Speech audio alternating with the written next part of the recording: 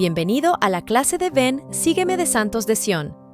Este video es un material complementario a su estudio personal y familiar del Libro de Mormón. Comencemos. Hola a todos, mi nombre es Dustin Cruz y les doy la bienvenida a la lección número 10 del Libro de Mormón aquí en el canal de Santos de Sion. Hoy estudiaremos los capítulos del 20 al 25 del libro de Segundo de Nefi.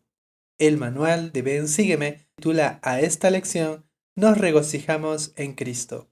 Y antes de comenzar quiero agradecer a todos ustedes quienes nos ven por ver estas lecciones y por sus comentarios a través de las redes sociales que nos animan y nos motivan a mejorar en nuestras clases y en la preparación de estas lecciones. Así que sin más preámbulos, comencemos. Antes de comenzar a estudiar los capítulos del 20 al 25, vamos a dar una breve introducción. Recuerden que ya hemos visto en la lección número 8 el sermón de Jacob, el hermano de Nefi. Después de estas palabras de Jacob, Nefi en el capítulo 11 nos dio una introducción de las palabras de Isaías y por qué él va a citar las palabras de Isaías. Después vimos que desde los capítulos del 12 al 24 estuvieron las palabras de Isaías que corresponden a Isaías del capítulo 2 al 14 y en los capítulos del 25 al 26 vamos a ver comentarios de Nefi. Sin embargo, hoy vamos a terminar las palabras de Isaías, vamos a ver los capítulos del 20 al 24 y vamos a estudiar una parte de los comentarios que va a dar el profeta Nefi, que es el capítulo 25. Ahora sí, antes de comenzar quisiera darles una sugerencia que les va a ayudar en su estudio personal del libro de Isaías. La iglesia nos recomienda en el manual general que usemos en las clases y en la iglesia la versión o la edición de la Biblia que ha sido aprobada, en este caso la versión de Reina Valera. Ahora dice el manual general, otras ediciones de la Biblia pueden ser útiles para el estudio personal o académico. Ahora, ustedes dirán, bueno, ahora ya sé que puedo usar otras ediciones en mi estudio personal, pero ¿qué ediciones me recomiendas? Para responder a esa inquietud, ya que tenemos muchas versiones de la Biblia, yo les recomendaría que primero sepan que hay dos enfoques de traducción. Ahora, ¿qué son estas cosas? Una equivalencia formal son las ediciones de la Biblia que intentan traducir el texto palabra por palabra, preservando así la fidelidad literal al texto base. En este caso tenemos la Reina Valera, que es utilizado por nosotros, tenemos la King James, que es utilizado para las personas de habla inglesa. Entonces, estas versiones son de equivalencia formal porque quienes tradujeron estas versiones de la Biblia trataron de preservar el texto palabra por palabra. Sin embargo, algunas de las deficiencias de esta traducción es que al ser palabra por palabra, muchas veces nos topamos con versículos, como en el caso del libro de Isaías, que son difíciles de comprender.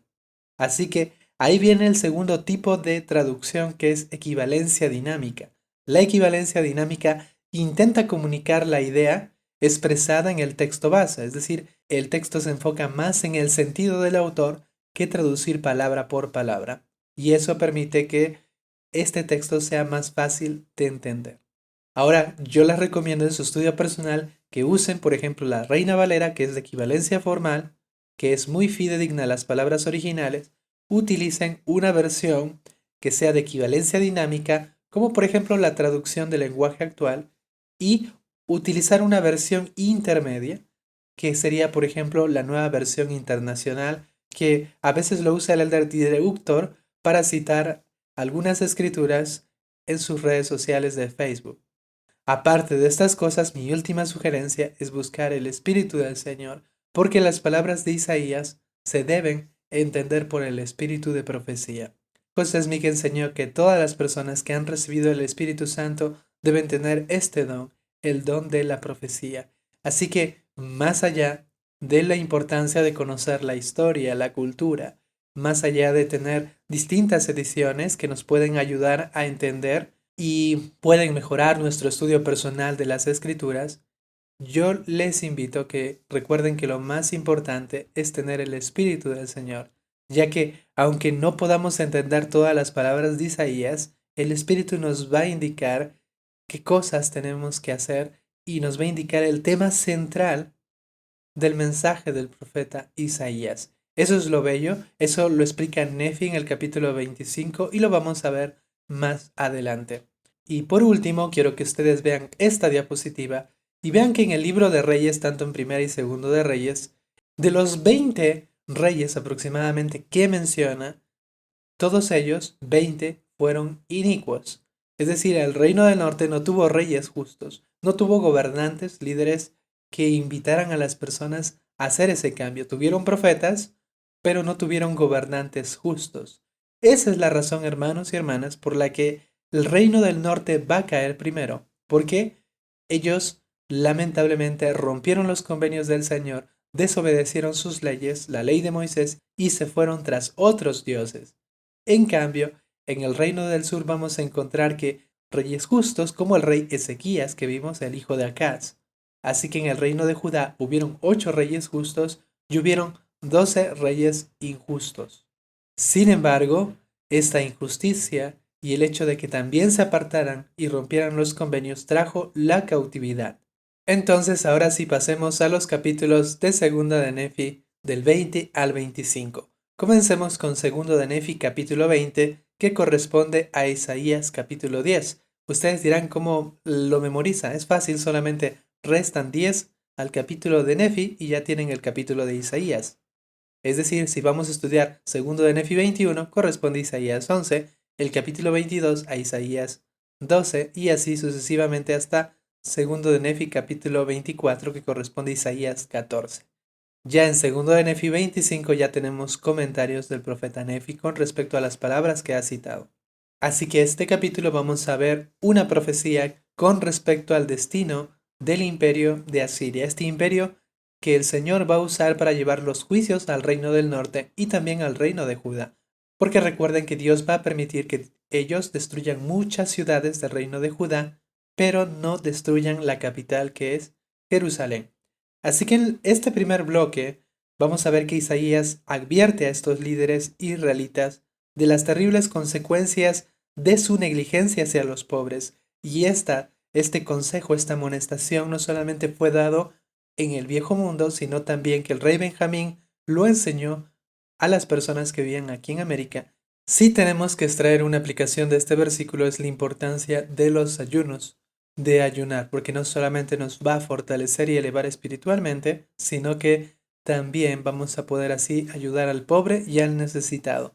Es como si nos dijera a nosotros, si ustedes no ayunan, van a venir juicios sobre nosotros. No solamente recuerden que esto no solamente es literal, un cautiverio físico, sino también un cautiverio espiritual, porque Satanás, al inducirnos a desobedecer los mandamientos, nos lleva en este cautiverio espiritual. Dice en el versículo 1 y 2, hay de aquellos que establecen decretos injustos y ponen por escrito la opresión que prescriben, para apartar del juicio a los necesitados y para quitar el derecho a los pobres de mi pueblo, para que las viudas sean su presa y para robar a los huérfanos.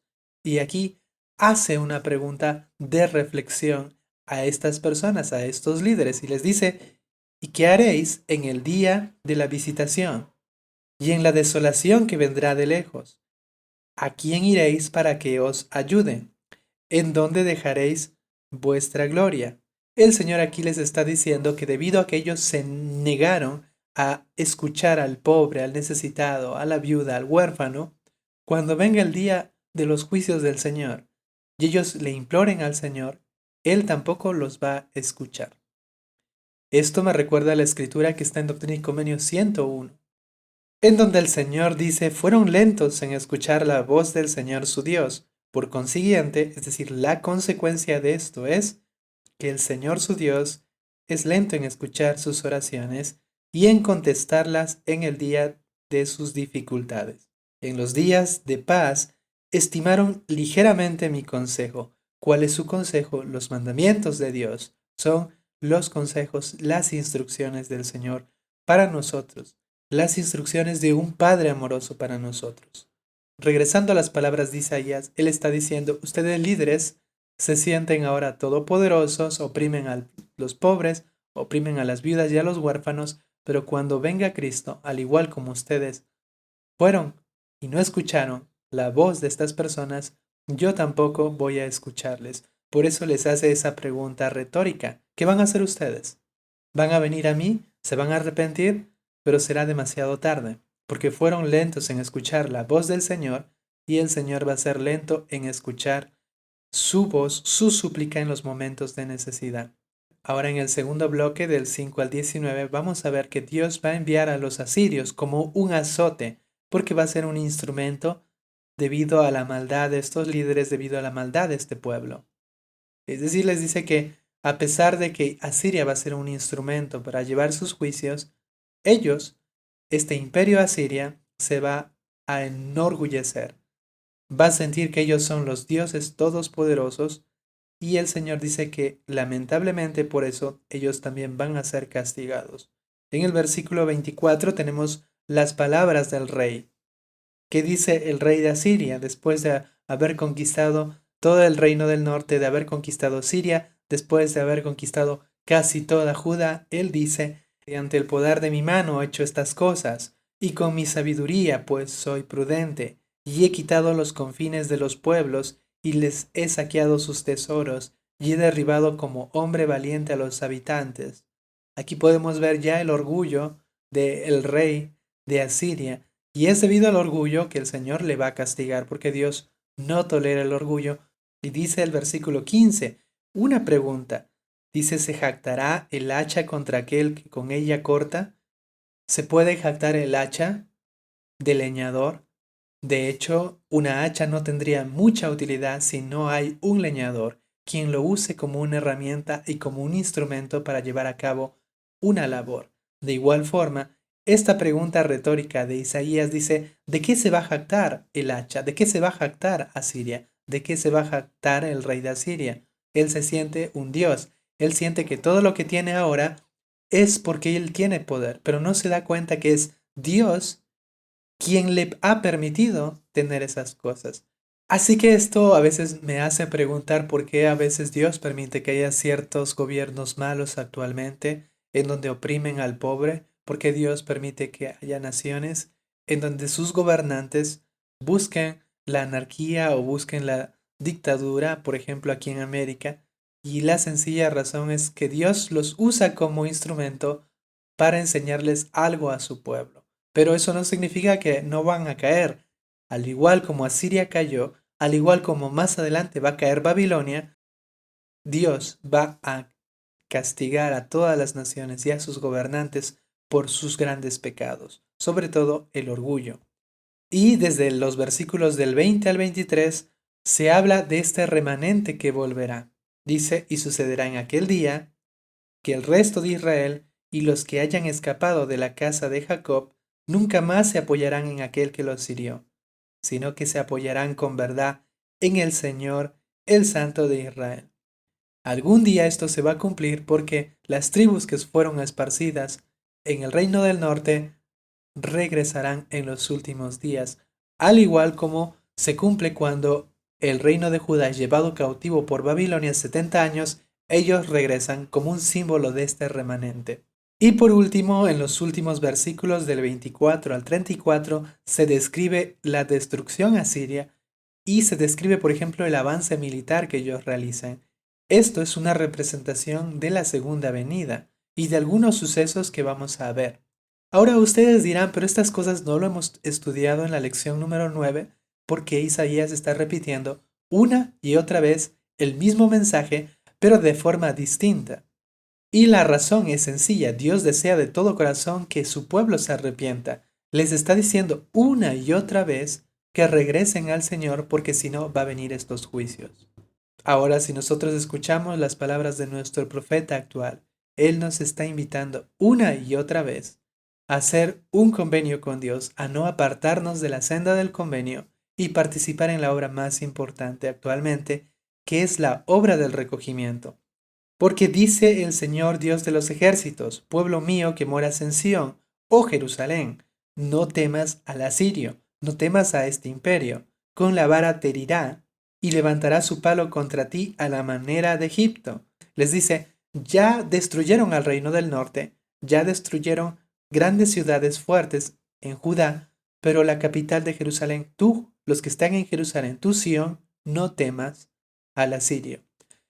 Ustedes dirán cómo se cumple esto, porque en el libro de Segundo de Reyes, capítulo 18 y 19, yo les invito a que lo lean, porque ahí tenemos los antecedentes históricos de lo que está describiendo en este momento Isaías. Porque cuando el imperio asirio comienza a avanzar, desde los versículos 28 ven el avance del imperio asirio, cómo llegan a Ayat, cómo pasan a Migrón, hasta el collado de Jerusalén. Collado es monte de Jerusalén. Cuando el imperio asirio avanza, llega con más de 185,000 soldados.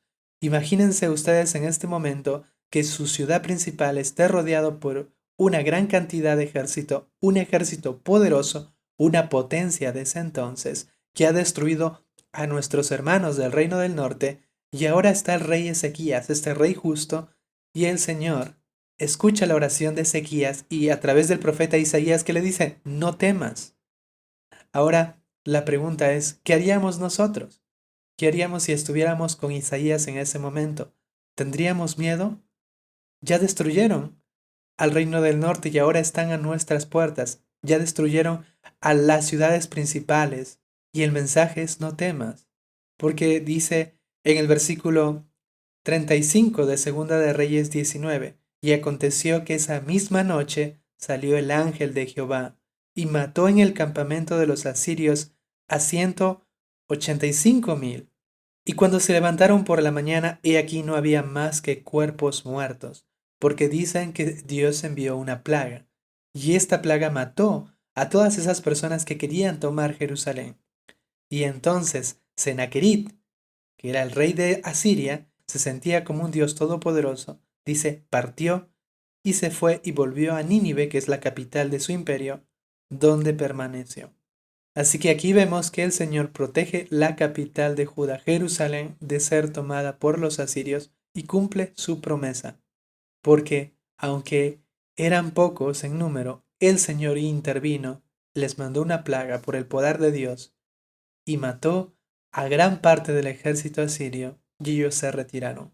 Nuestra aplicación para nuestras vidas es que no importa la Siria espiritual que nos está atacando en este momento, no importa que a veces sintamos que no hay salida, no hay solución. Si confiamos en el Señor, si somos fieles a nuestros convenios y somos justos como el rey Ezequías, el Señor te va a librar. Dios va a obrar milagros en nuestra vida si tenemos fe en Él y si cumplimos con nuestros convenios.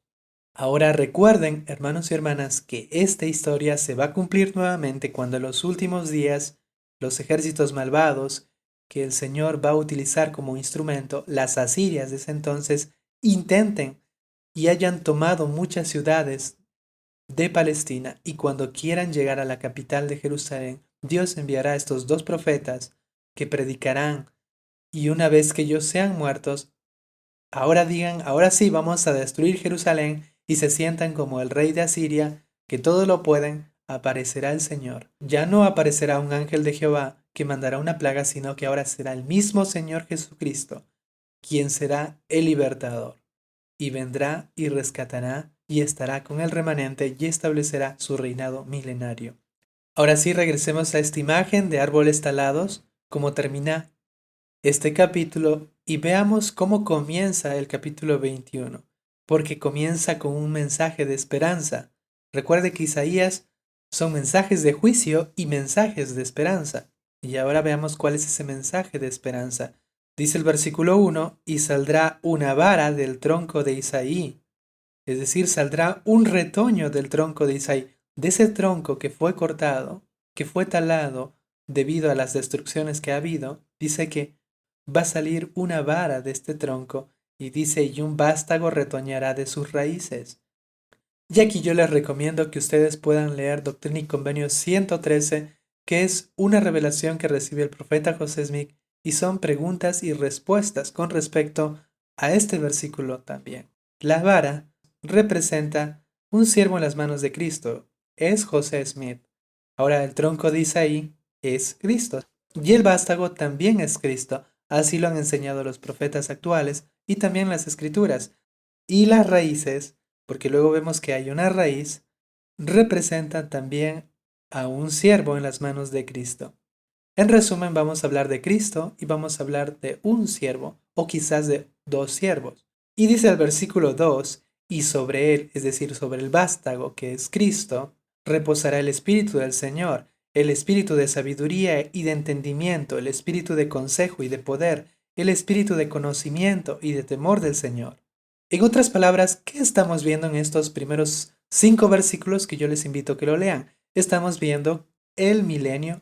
Del 1 al 5 lo que están viendo es el reinado del Mesías. Estamos regresando otra vez a ese milenio, a ese anhelado milenio, explicando que de la descendencia de los reyes, de la descendencia de Isaí, va a salir el Rey Todopoderoso que es Cristo, el Mesías.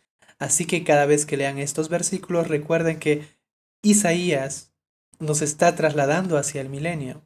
Porque luego de hablarnos acerca de la descripción del Rey, del Mesías, ya nos comienza a describir cómo va a ser el milenio. Desde los versículos del 6 al 9 vamos a ver que va a describirlo porque dice que habrá paz entre los animales, paz del lobo con el cordero, o que el leopardo se va a acostar con el cabrito, y también dice que la tierra estará llena del conocimiento de Dios y que la paz reinará en la humanidad porque ya no habrá guerras en ese momento cuando Cristo esté reinando.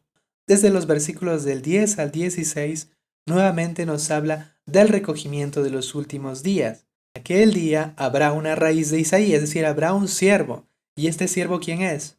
Es José Smith, dice, la cual estará puesta por estandarte al pueblo. A través de José Smith se levantó el estandarte que es la restauración del Evangelio de Cristo. Los gentiles la buscarán y su descanso será glorioso. Y dice en el versículo 11, y acontecerá en aquel día, es decir, en los últimos días, en los días de juicio, que el Señor volverá a extender su mano por segunda vez, a través de este siervo. José Smith cumple con esta escritura. De hecho, cuando Moroni se aparece a José Smith, cita estas escrituras de Isaías y le dice, estas escrituras se van a cumplir, porque tú eres el siervo y a través de ti se va a levantar un estandarte. A través de ti se va a restaurar la iglesia de Cristo. Va a salir a luz el libro de Mormón, y el libro de Mormón es la señal del recogimiento de Israel. Ahora, debido a que Isaías habla de forma dualista, es decir, tiene múltiples cumplimientos, creo que también va a haber un cumplimiento en los últimos días, porque José Smith dijo esto. Aunque David era un rey, nunca obtuvo el espíritu y el poder de Elías ni la plenitud del sacerdocio. El trono y el reino de David le serán quitados y entregados a otro llamado David en los últimos días. Este siervo no solamente se refiere a él, sino que es muy probable que en los últimos días se levante una persona llamada David y que él también va a cumplir con estas profecías en los últimos días. La envidia de Efraín también se disipará y los enemigos de Judá serán talados. Efraín no envidiará a Judá, ni Judá hostigará a Efraín. Así que aquí podemos ver una imagen en donde estos dos reinos que se peleaban, porque ya vimos que el reino del norte se alió con Siria y quisieron atacar el reino de Judá, y Judá dijo, bueno, yo me voy a aliar con Asiria. ¿Y qué pasó? Asiria los conquistó casi a todos, excepto Jerusalén, y ellos aprendieron una gran lección, que si ellos hubieran sido unidos, si ellos nunca se hubieran separado, como reino del norte y del sur, hubieran sido más fuertes. Sin embargo, Dios predice que en los últimos días esta enemistad se va a terminar. Ahora yo les pregunto a nosotros, que muchos descendemos aquí en América de Efraín y de Manasés, yo les pregunto, ¿existe enemistad contra las naciones judías?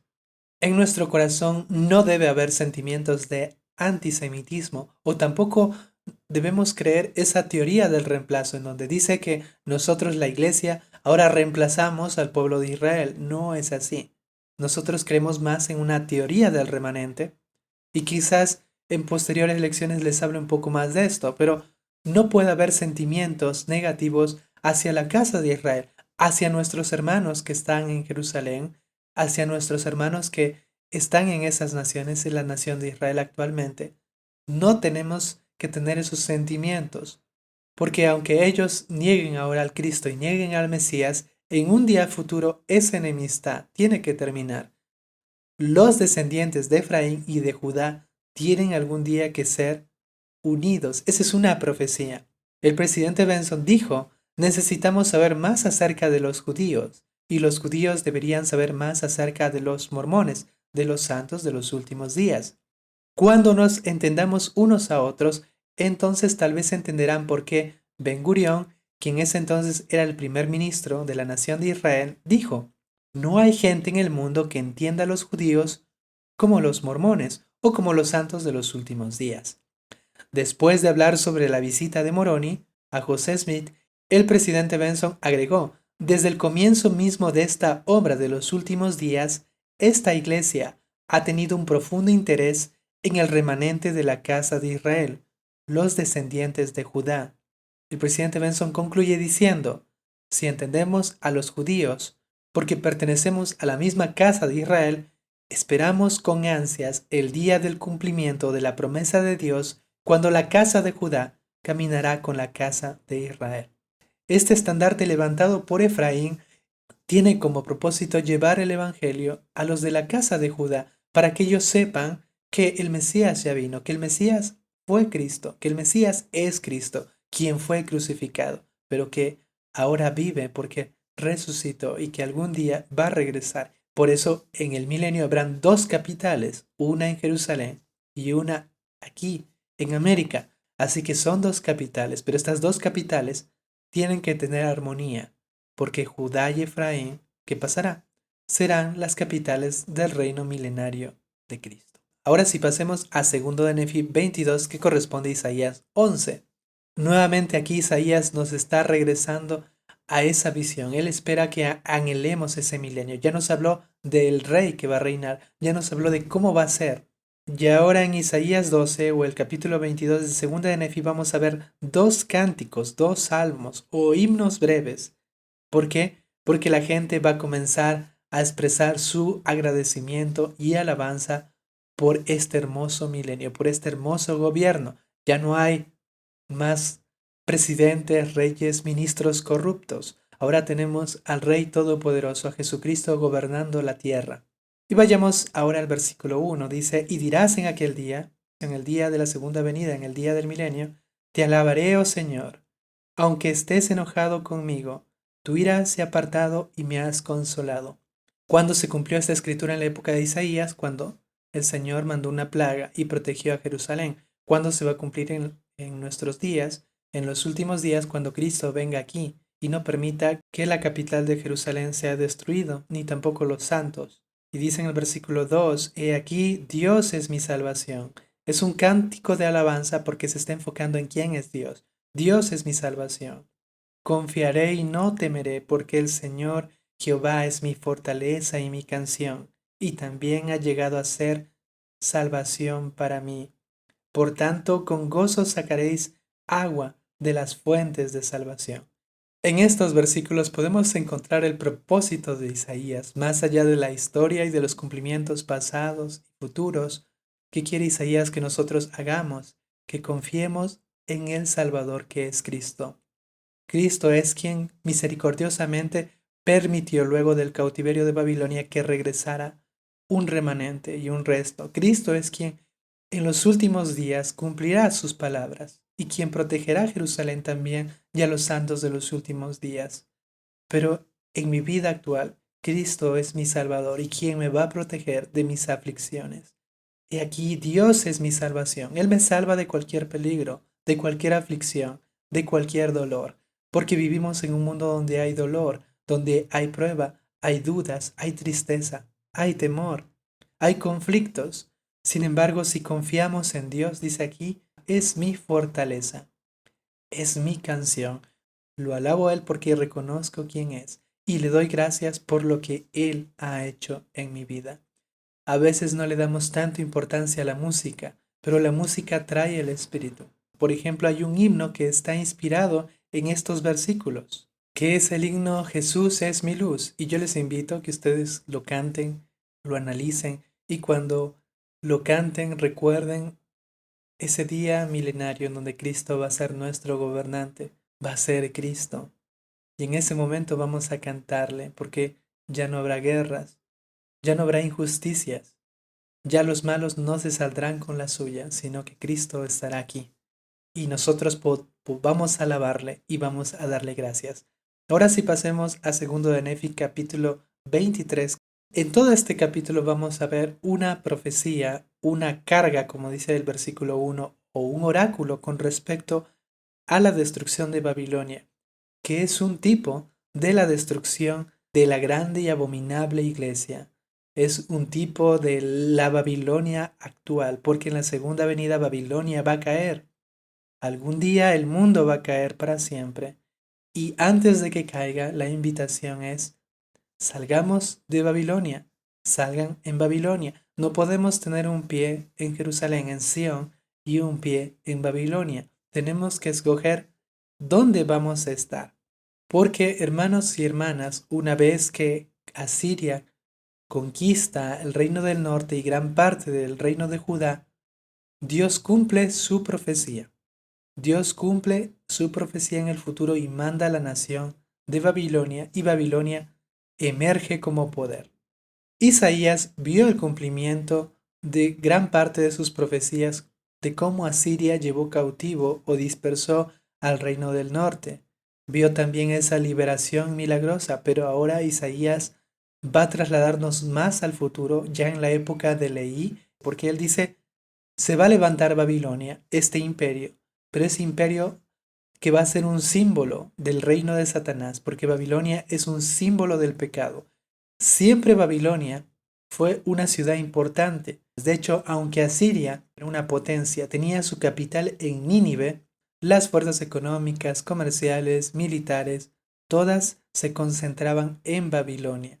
Así que Babilonia siempre estuvo ahí detrás, pero luego va a emerger y Babilonia va a ser la potencia de ese entonces, va a destruir la expansión asiria y ahora él va a tomar el control. Isaías nos está hablando también a nosotros y Nefi quiere que veamos eso porque Isaías está haciendo una comparación de la destrucción del reino de Satanás antes de la segunda venida de Cristo.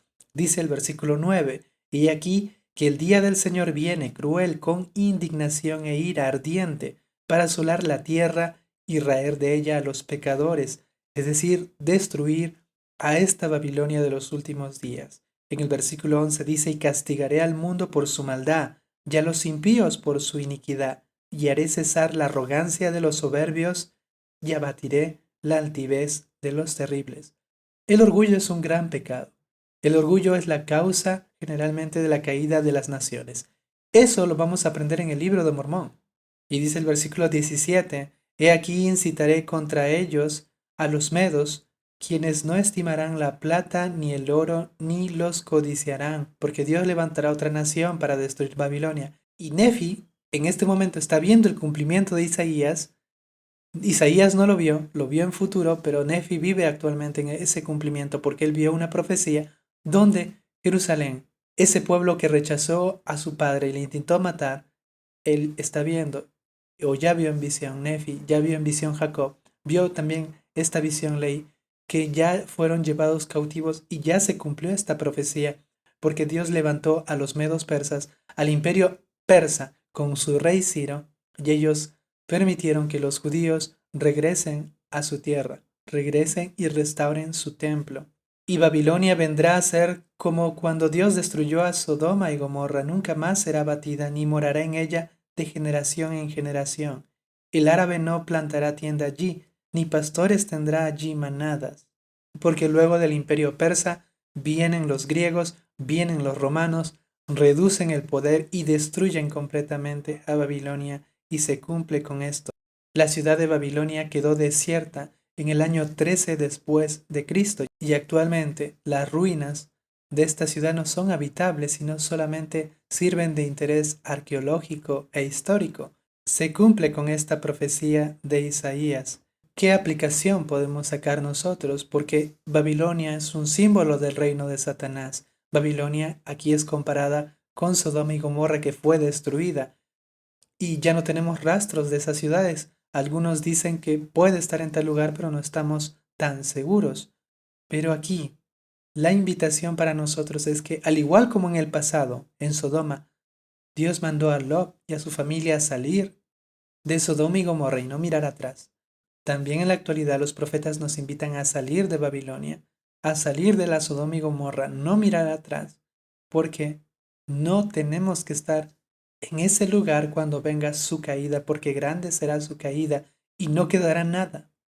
Las personas que elijan el mundo, que elijan las normas del mundo, las tradiciones, las costumbres del mundo y se alejen del Evangelio de Cristo, de los mandamientos del Señor, todos ellos van a ser destruidos y van a caer junto con la nación que tanto ama. Y ustedes pueden ver que en el capítulo 24 de Nefi, que corresponde a Isaías 14, vamos a continuar hablando sobre esta destrucción, pero ya no se va a enfocar tanto en el reino, en el imperio de Babilonia, sino se va a enfocar en el gobernante, en su rey.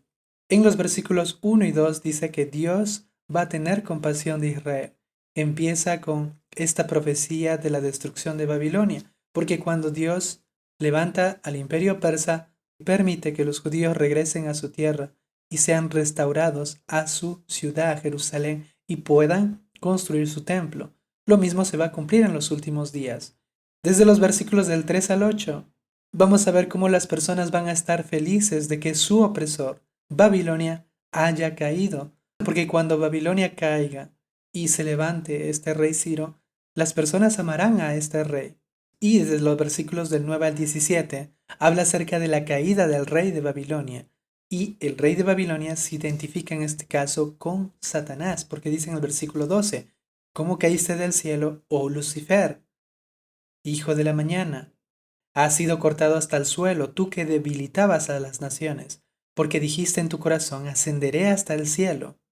Eso dijo Satanás, eso dijo el rey de Babilonia. Por encima de las estrellas de Dios levantaré mi trono, seré semejante al Altísimo, mas tú precipitado serás hasta el infierno, a los lados del abismo. Así que estos versículos que se refieren a esta caída de Satanás en la vida premortal, se refiere a la caída del rey de Babilonia cuando viene el imperio medo-persa y luego nacen más naciones. También se refiere en los últimos días cuando Satanás sea atado. Y yo les invito a que ustedes puedan continuar leyendo esta profecía, en donde habla de esta caída de Babilonia y también de la Babilonia espiritual en los últimos días. Desde los versículos del 18 al 23 van a ver de cómo va a ser sangrienta la destrucción de Babilonia. Del 24 al 27 va a retroceder el tiempo otra vez, va a hablar acerca del juicio que va a venir sobre Asiria, porque dice que Asiria va a ser derrotada. ¿Por quién? Por Babilonia, y va a ser su pueblo esparcido. Y de los versículos 28 al 31, porque Isaías ya retrocedió en el tiempo, habló un momento del futuro de Babilonia, pero otra vez está en el presente, habla sobre el juicio venidero sobre los filisteos, porque los filisteos, que siempre fueron enemigos de la casa de Israel, se sintieron felices, comenzaron a cantar, porque el reino del norte, el reino de Judá, había sido casi invadido. Los últimos versículos de esta profecía, Isaías les dice, no canten victoria, no se sientan felices, porque esto se cumple más adelante cuando Asiria va a atacar a los filisteos y los destruye. Eso se va a cumplir en los últimos días porque dice que todos aquellos que estén contra Sión, que estén contra el pueblo del Señor, dice que ninguno de ellos, por más que se jacte, también va a caer, al igual como los filisteos celebraban la derrota o la casi destrucción de la casa de Israel, tanto el reino del norte como la del sur. El Señor envió a los asirios también para que los conquisten y les ataquen. Ahora sí pasemos al último capítulo del día de hoy, que es el capítulo 25. Aquí ya Nefi comienza a darnos comentarios con respecto a las palabras de Isaías. Ahora quiero que ustedes vean que las palabras de Nefi, los comentarios que vamos a ver de aquí en adelante, primero se va a enfocar a hablarnos con respecto a los judíos, con respecto a quienes están en Jerusalén y en sus alrededores. Pero luego Nefi, en el capítulo 25 y el 26, vamos a ver que va a comenzar a hablar acerca de su posteridad, de su pueblo, de los descendientes de los hijos de Leí. Y por último vamos a ver que Nefi nos va a hablar a nosotros, a las naciones gentiles de esta época. Estas palabras de Nefi son las profecías que él va a hablar. Ahora enfoquémonos en el capítulo 25. Nefi dice, pues he aquí Isaías habló muchas cosas que a muchos de los de mi pueblo les fue difícil comprender, porque no saben concerniente a la manera de profetizar entre los judíos. Porque Nefi estima las palabras de Isaías y las enseña a su pueblo, pero su pueblo no las entiende. ¿Por qué? Muchos de su pueblo habrán sido como Jacob, nunca conocieron Jerusalén. Dice, pero yo Nefi no les he enseñado con respecto a las costumbres de los judíos, porque estas costumbres eran obras de iniquidad. Así que Nefi, en lugar de dar semilla a la corrupción o de enseñar la maldad a su pueblo, les dice, yo les voy a explicar las palabras de Isaías, pero no les voy a hablar con respecto a sus costumbres inicuas. Quizás esas costumbres les ayuden a entender un poco las palabras de Isaías, pero no la necesitan. Ustedes necesitan más entender el mensaje principal de Isaías. Y lo mismo sucede para nosotros. Quizás no entendamos tan detalladamente cada versículo, pero sí podemos entender el mensaje principal de Isaías por el espíritu de profecía. Y dice el versículo 3, Él ha mencionado estas palabras de Isaías para que conozcan los juicios de Dios y sepan que vienen sobre todas las naciones. Nos habla a nosotros ahora, hermanos y hermanas. Los juicios del Señor van a venir, como vino a Siria, como vino a Babilonia, va a venir también a nosotros. Es por eso que Nefi dice, entiendan que lo que se cumplió con Isaías se va a cumplir con mi pueblo, porque su pueblo, el pueblo nefita va a caer y también se va a cumplir con su pueblo si ustedes no escuchan la voz del Señor. Dice en el versículo 4, escuchad, escuchad, oh pueblo mío, que sois de la casa de Israel, y dad oído a mis palabras. Pero os declaro una profecía de acuerdo con el espíritu de profecía que hay en mí. Por tanto, profetizaré según la claridad que en mí ha habido desde la ocasión en que salí de Jerusalén con mi padre. Y ahora Nefi dice, ahora me toca a mí profetizar. Yo les voy a hablar, yo voy a comentar con respecto a las profecías de Isaías y cómo éstas también se van a cumplir para mi posteridad futura y para los últimos días cuando se levanten las naciones gentiles. Y aquí Nefi va a comenzar a hablar desde los versículos del 10 al 11 con respecto a la destrucción de Jerusalén, el cautiverio en Babilonia y el regreso de Jerusalén después de 70 años cuando el imperio persa permita el retorno. Es decir, comienza con las profecías de Isaías, este profeta que vivió más de 100 años antes. Luego, Nefi ya comienza a hablar como Isaías sobre el futuro. Él dice que los judíos van a rechazar a Cristo. En el versículo 12 dice, y cuando llegue el día en que el unigénito del Padre, sí, el Padre del cielo y de la tierra, se manifieste, él mismo a ellos en la carne, y aquí lo rechazarán, por causa de sus iniquidades, y la dureza de sus corazones, y lo duro de su cerviz. He aquí lo crucificarán, y después de ser puesto en sepulcro por el espacio de 3 días, se levantará de entre los muertos, con sanidad en sus alas. Qué hermoso es esto, sanidad en sus alas. Y todos los que crean en su nombre serán salvos en el reino de Dios. ¿Recuerdan esa profecía de Isaías donde había muchos problemas porque Dios quitó a todos los líderes y las personas decían, sé nuestro gobernante, tú tienes manto? Le decía, sé nuestro sanador, y ellos decían, no puedo ser el sanador. Hermanos y hermanas, vivimos en naciones que sufren de corrupción, sufren de pobreza, económicamente sufren, y no hay un líder que pueda sanar y resolver todos estos problemas, ni tampoco los problemas de nuestro espíritu y nuestra alma. Pero sí hay un sanador que va a resolver todos los problemas, desde los más íntimos de nuestro corazón hasta los problemas que están alrededor nuestro. Y ese sanador es Cristo, es el Mesías, el Hijo de Dios. Nos dice en el versículo 15, por lo tanto los judíos serán dispersados entre todas las naciones, sí, y también Babilonia será destruida. Por consiguiente, otras naciones dispersarán a los judíos. Ya no será Babilonia quien dispersará a los judíos, sino será el imperio romano, porque en el año 70 después de Cristo, el emperador Tito expulsará a los judíos, quemará el templo, y luego cuando haya revueltas, en el año 135, serán esparcidos en muchas naciones de Europa, y ahí comenzarán a surgir persecuciones en Rusia, en Alemania, aquí viene el Holocausto, en España, en muchas otras naciones.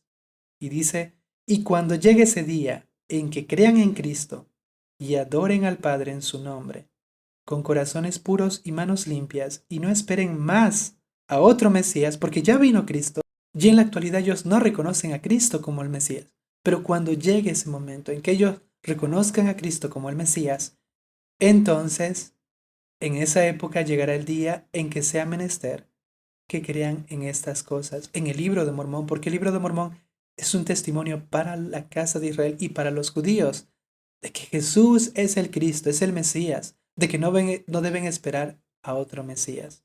El versículo 17 habla de la restauración del Evangelio.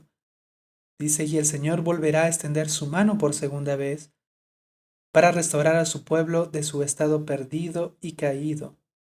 Por tanto, Él procederá a efectuar una obra maravillosa y un prodigio entre los hijos de los hombres, que comenzó con la visión del profeta José Smith, con la salida a luz del Libro de Mormón en 1829, con la restauración de la Iglesia en 6 de abril de 1830. Y como dice el presidente Nelson, la restauración no ha terminado, continuará, porque la restauración final se llevará a cabo cuando Cristo venga aquí a la tierra y cuando Él restaure todas las cosas, no solamente el Evangelio, sino también a la casa de Israel en sus distintas tierras de promisión. Y dice el versículo 18, por consiguiente, Él le manifestará sus palabras, el Libro de Mormón, las cuales los juzgarán. ¿A quiénes? A los judíos. En el postrer día, porque les serán dadas. ¿Por qué han sido dadas el Libro de Mormón? A fin de convencerlos del verdadero Mesías que ellos rechazaron, y para convencerlos de que no deben esperar más un Mesías que ha de venir. Algún día, la nación de Israel, muchas personas van a escuchar el Libro de Mormón y van a creer en el Libro de Mormón y que Jesús es el Cristo. Actualmente esa profecía se está cumpliendo. Muchas personas de la casa de Israel que están esparcidas por todo el mundo están creyendo en el Libro de Mormón y se está cumpliendo esta promesa actualmente porque muchos que no creen en Cristo, que es el Mesías, lo están creyendo, pero en el futuro la nación de Israel tiene que escuchar el Libro de Mormón también.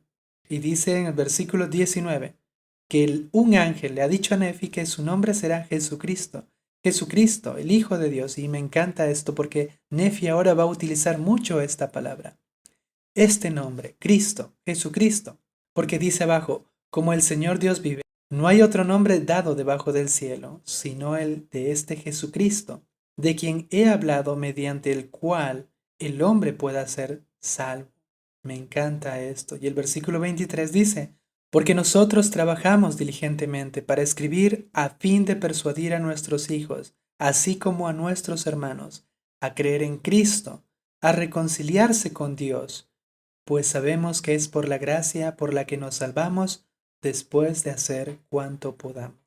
A través de la expiación de Cristo podemos reconciliarnos con Dios, porque Cristo vence la muerte espiritual, vence la muerte física y también vence las consecuencias indirectas de la caída, que son nuestros pecados, nuestra naturaleza mortal, las enfermedades, nuestras debilidades. Dice aquí que es por la gracia, por esta ayuda divina, por este poder divino, por la que nos salvamos después de hacer cuanto podamos. Al igual como Jerusalén, el rey Ezequías, aunque ellos fortificaron sus ciudades, se prepararon para la guerra y oraron con todo el corazón, al final, ¿quién fue quien en el año 701 no permitió que Jerusalén cayera? Fue Jesucristo. Hermanos y hermanas, aunque nosotros nos preparemos para la guerra espiritual, al final nuestro libertador es Cristo y es por su gracia que somos salvos, no por nuestras propias obras. Nuestras obras no nos salvan. Sin embargo, eso no significa que no tenemos que hacer nada. Tenemos que hacer cuanto podamos, y ese cuanto podamos es tener fe en Cristo. Tenemos que arrepentirnos de nuestros pecados.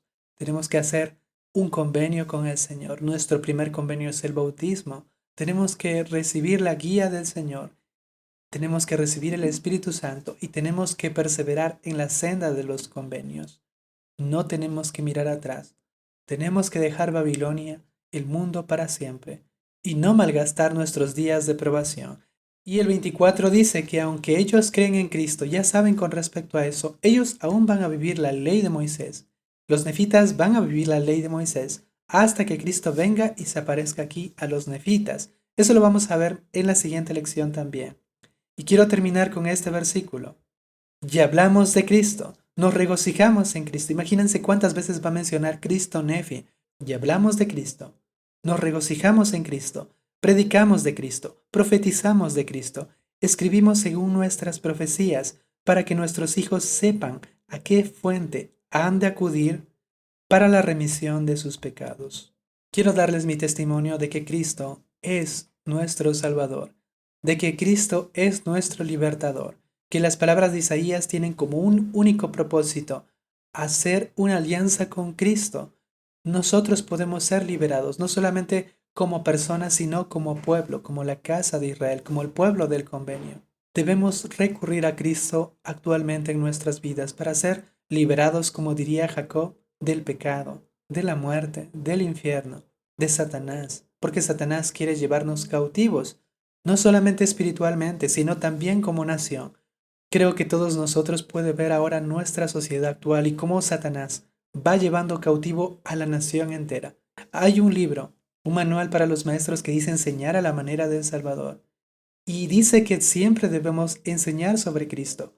A veces nos enfocamos mucho en la periferia, en los mandamientos, en las ordenanzas, pero no enseñamos con respecto de Cristo. El elder Dallingox dice que una vez se fue a una reunión de la iglesia y durante toda la reunión sacramental no escuchó que se hablara de Cristo y dijo: no puede ser, estamos perdiendo oportunidades importantes de enseñar sobre Cristo. Nuestros jóvenes actualmente no creen en Cristo. Lo ven como un personaje histórico, quizá como un profeta, algunos como un personaje ficticio, pero no lo ven como un salvador, no lo ven como redentor porque no se les ha enseñado, no se les ha hablado, no se les ha profetizado que Él es el Cristo, nuestro libertador, que Él nos puede librar de nuestros pecados y que Él en última instancia va a liberar a las naciones, porque Él va a establecer su reinado milenario. Hermanos y hermanas, que nosotros vengamos a Cristo porque Él es nuestro Salvador, que aceptemos la invitación de Isaías y de Nefi, de que nosotros busquemos a Cristo como nuestro Salvador en nuestra vida y que enseñemos eso a nuestra familia. Quiero agradecer a todos ustedes por ver esta lección. Quiero invitarles a que lo compartan en YouTube. Les envío un saludo de mi esposa y de mis hijos, de toda mi familia. Envío mis saludos y mi agradecimiento por ver estos videos y por ser una motivación para continuar haciendo estos videos, estas lecciones que me fortalecen a mí y que le fortalecen a ustedes. Así que hermanos y hermanas, nos vemos en la siguiente lección. Bye, bye.